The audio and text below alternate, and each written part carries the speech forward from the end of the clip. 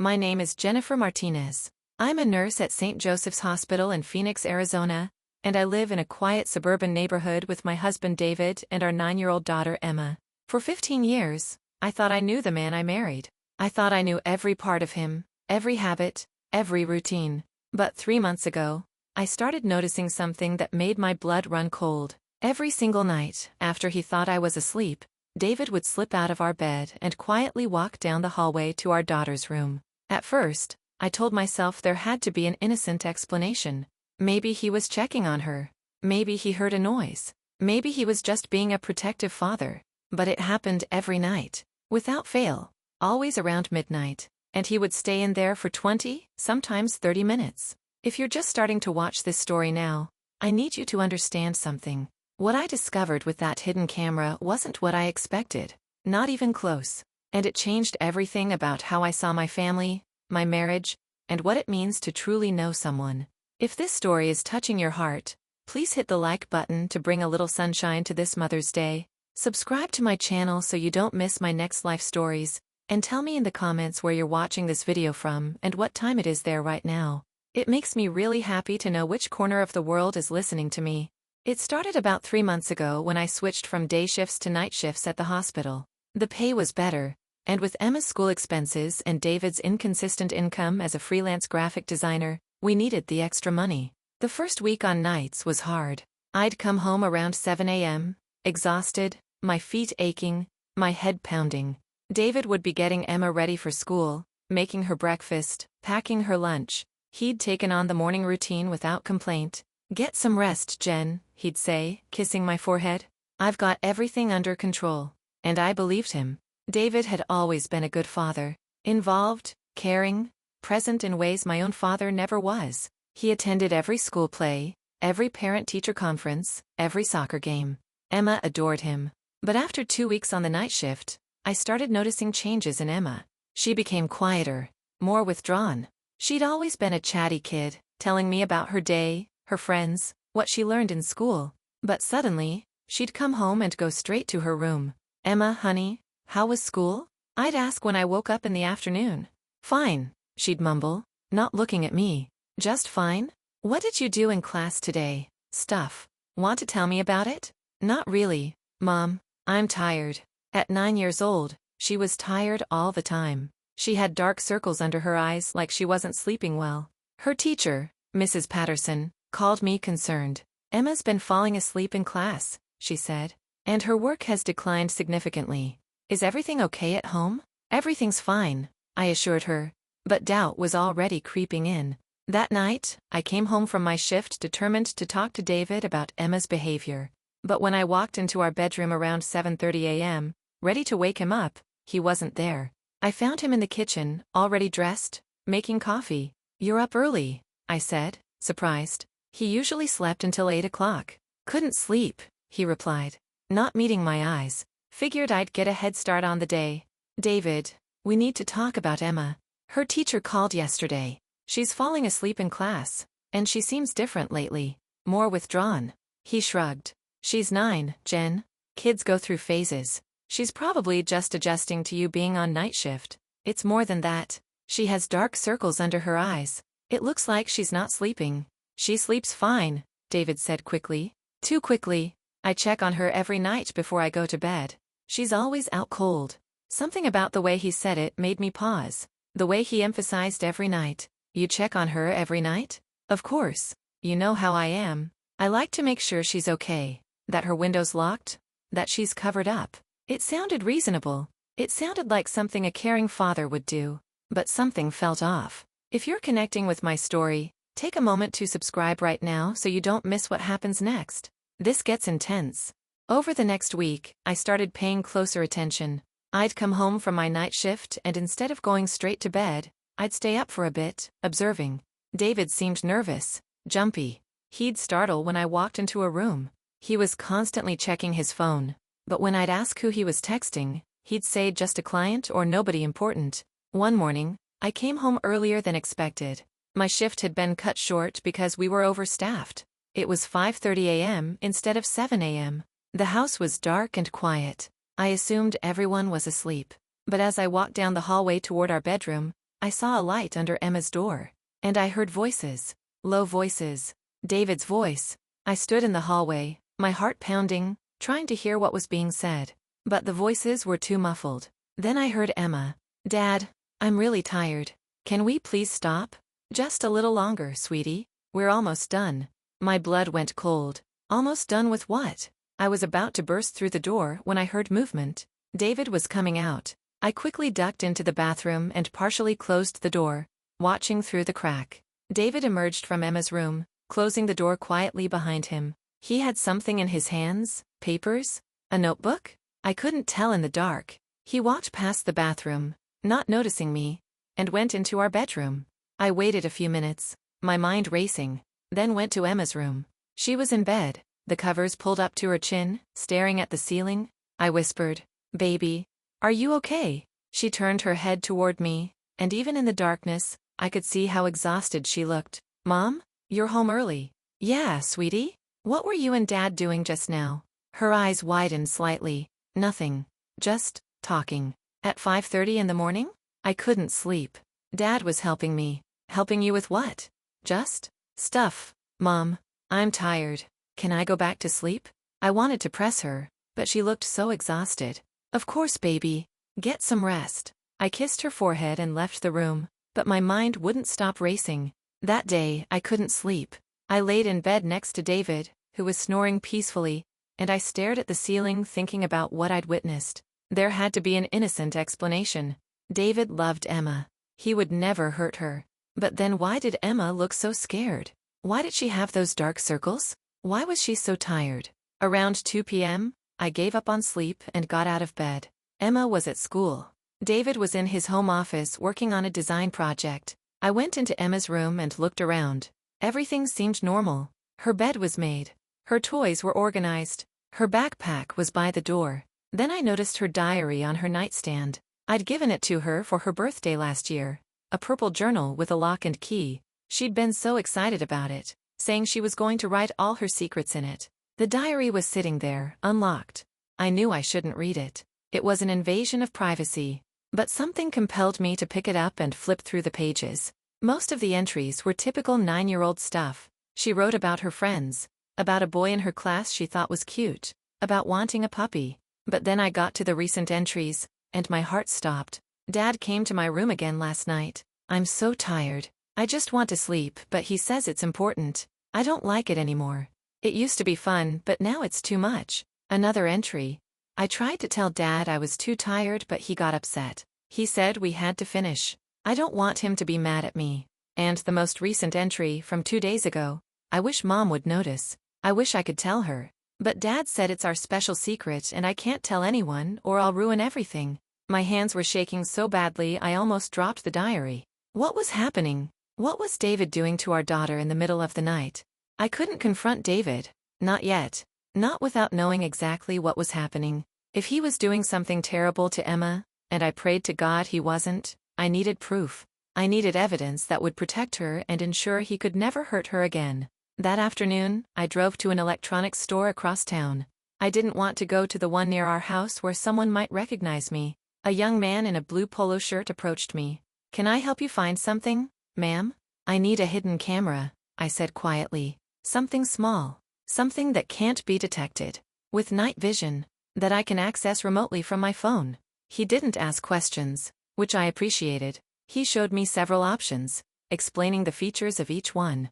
I chose a small camera disguised as a USB charging port. It looked completely innocent, like something you'd plug into the wall to charge your phone.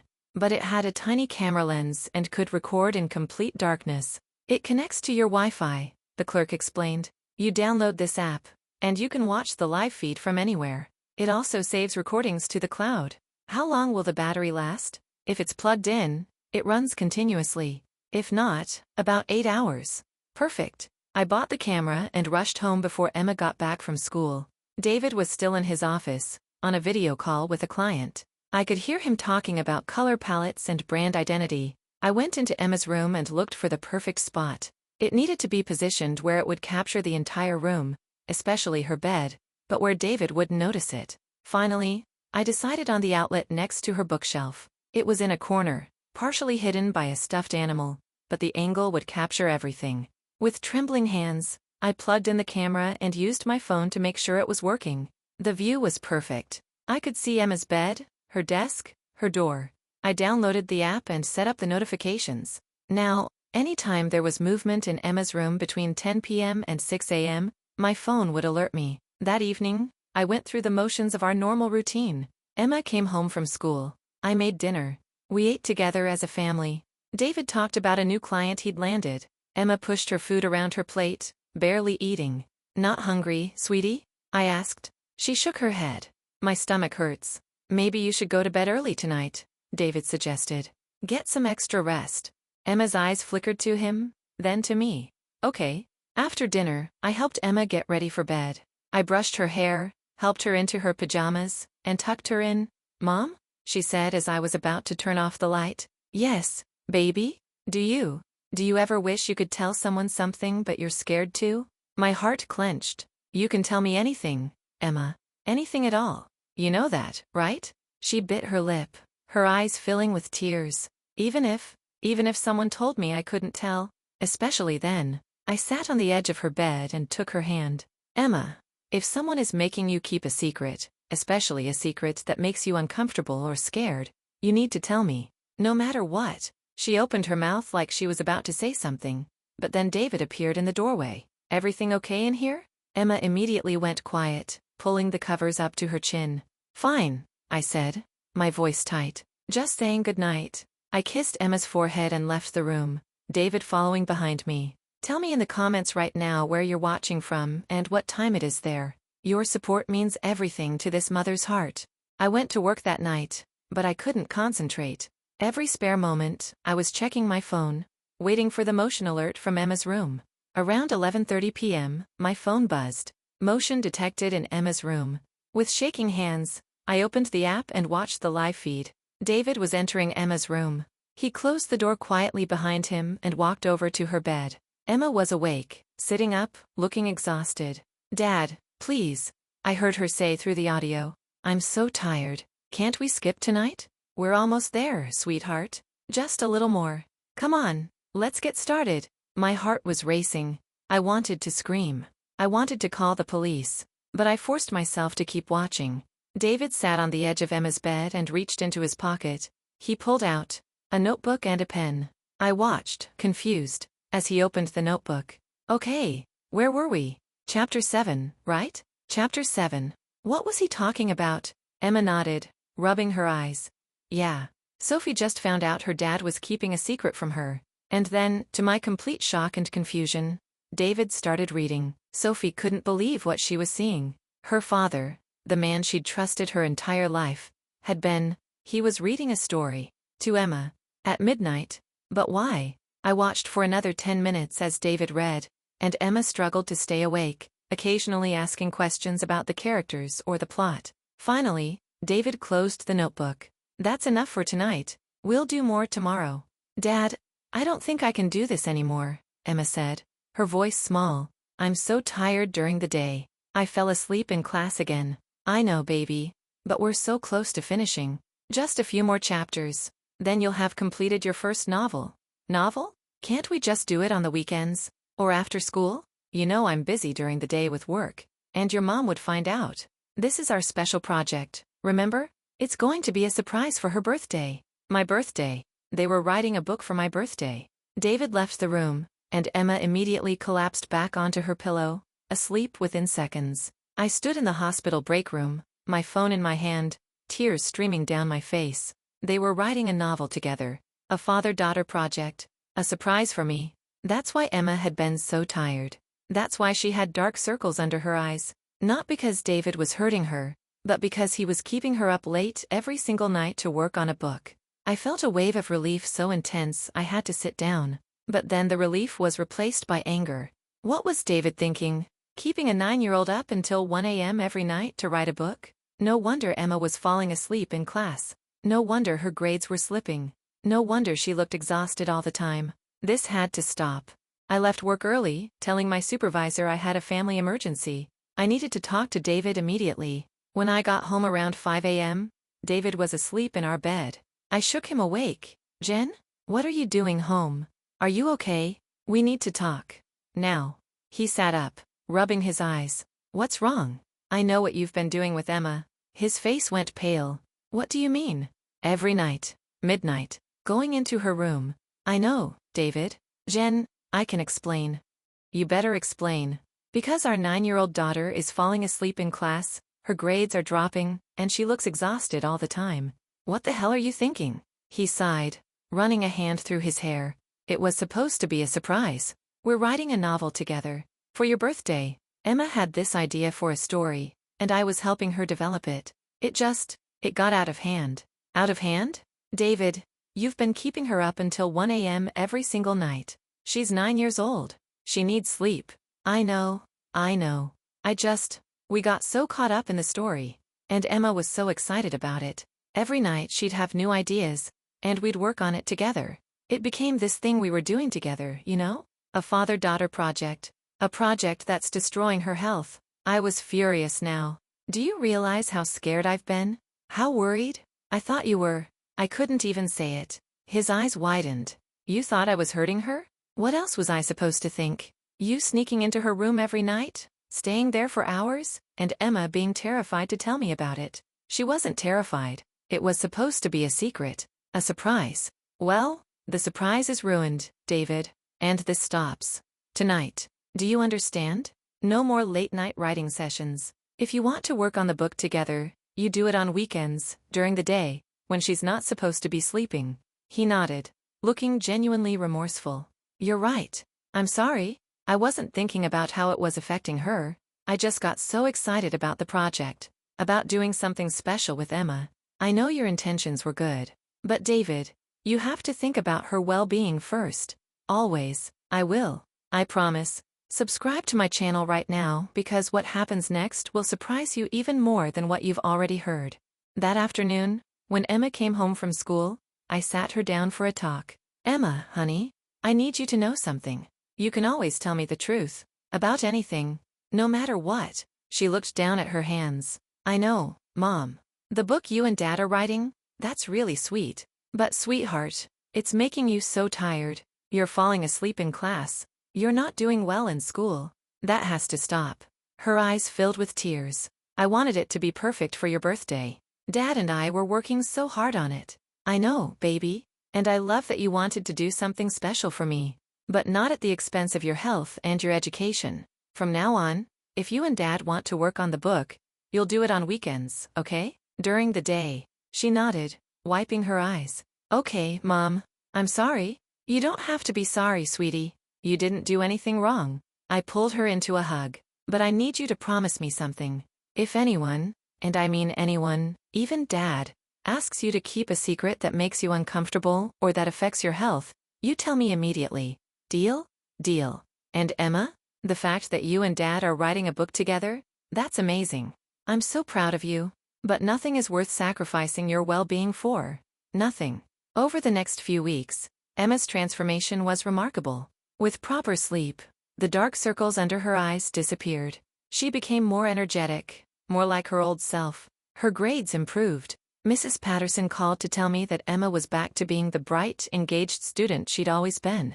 David and Emma still worked on their book, but now it was on Saturday and Sunday afternoons, for no more than 2 hours at a time. Emma would excitedly tell me about the plot developments, the characters, the twists they were planning. But I'm not going to tell you everything, Mom, she'd say with a mischievous smile. Some of it still has to be a surprise for your birthday. My birthday came 2 months later.